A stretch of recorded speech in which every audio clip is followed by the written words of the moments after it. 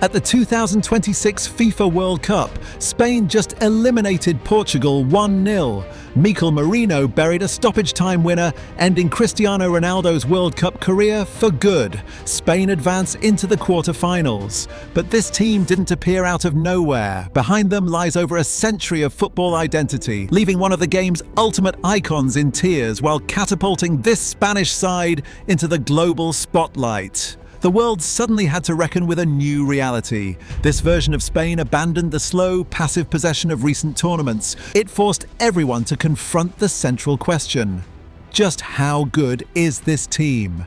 And trace the decades of tactical shifts, heartbreak, and identity crises that built them. Spain's tournament run began with a baffling scoreless draw against Cape Verde, a result that sparked immediate skepticism.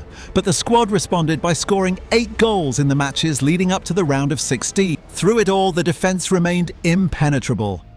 Spain progressed without conceding a single goal.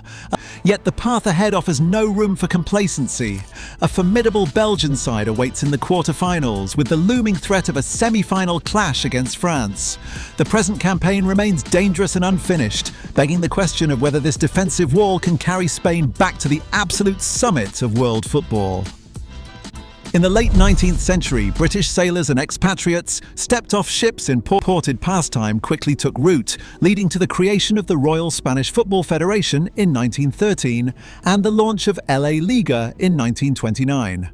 Almost immediately, the pitch became a theatre for the nation's intense cultural divides.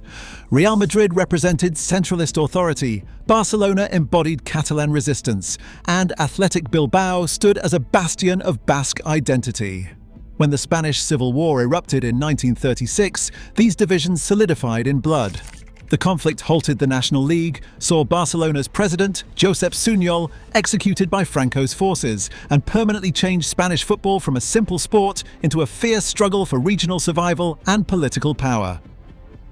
In 1979, an old stone farmhouse named LA Masia was converted into a modest dormitory for Barcelona's out-of-town youth players. This quiet residence soon transformed into a revolutionary talent factory. Under the guidance of youth coordinator Albert Benages, the academy formalized a training model based on concepts rather than physical drills. Instead of running laps or building muscle, young players spent hours in tight spaces, perfecting the rondo, a simple game of keep-away that sharpened their first touch and spatial awareness. Every drill was designed to teach positioning and rapid decision-making. By prioritizing intelligence over raw physical power, Spain's youth academies began producing players who didn't need to run faster or jump higher.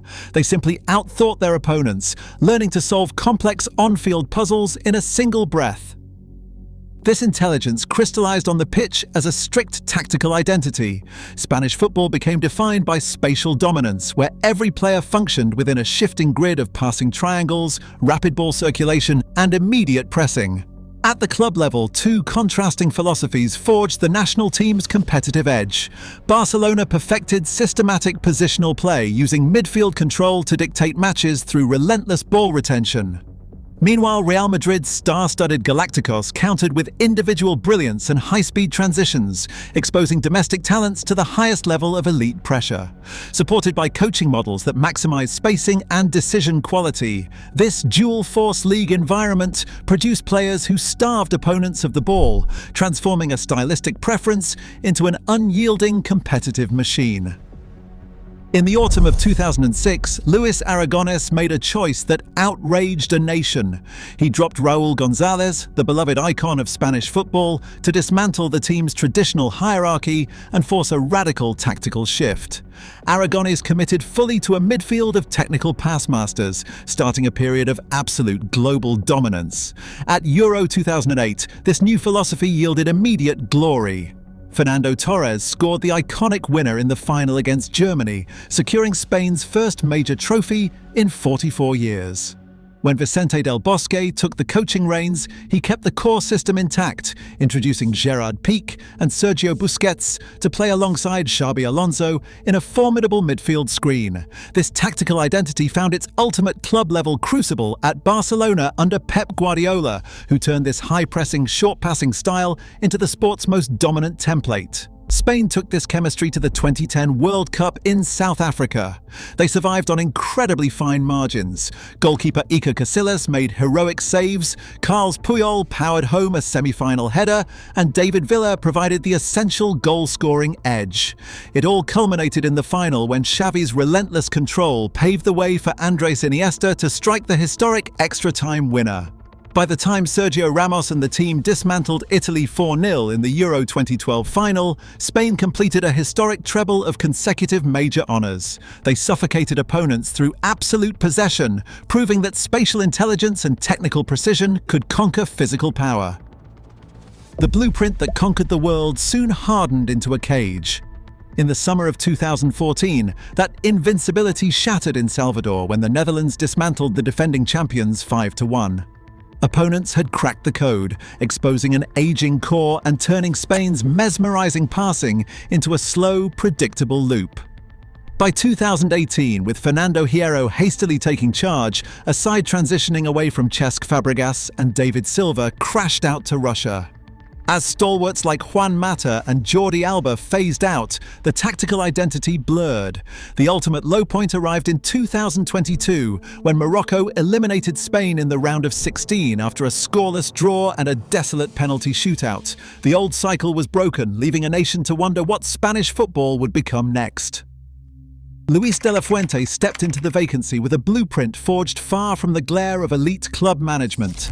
Having already guided Spain's youth squads to European under-19 and under-21 titles, alongside an Olympic silver in Tokyo, he knew how to convert technical promise into senior dominance.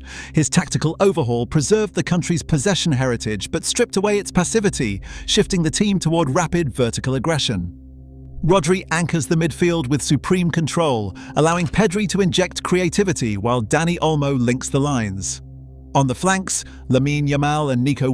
Behind them, Unai Simon provides certainty in goal, shielded by the balanced defensive structure of Aymeric Laporte, Pau Kubasi, Marc Cucurella and Pedro Porro. This evolution reflects a broader truth. Spain's true power lies in its coaching systems, elite academies, and positional intelligence, which continue to reshape global football tactics. It leaves us with a lingering question as this young generation chases its own destiny.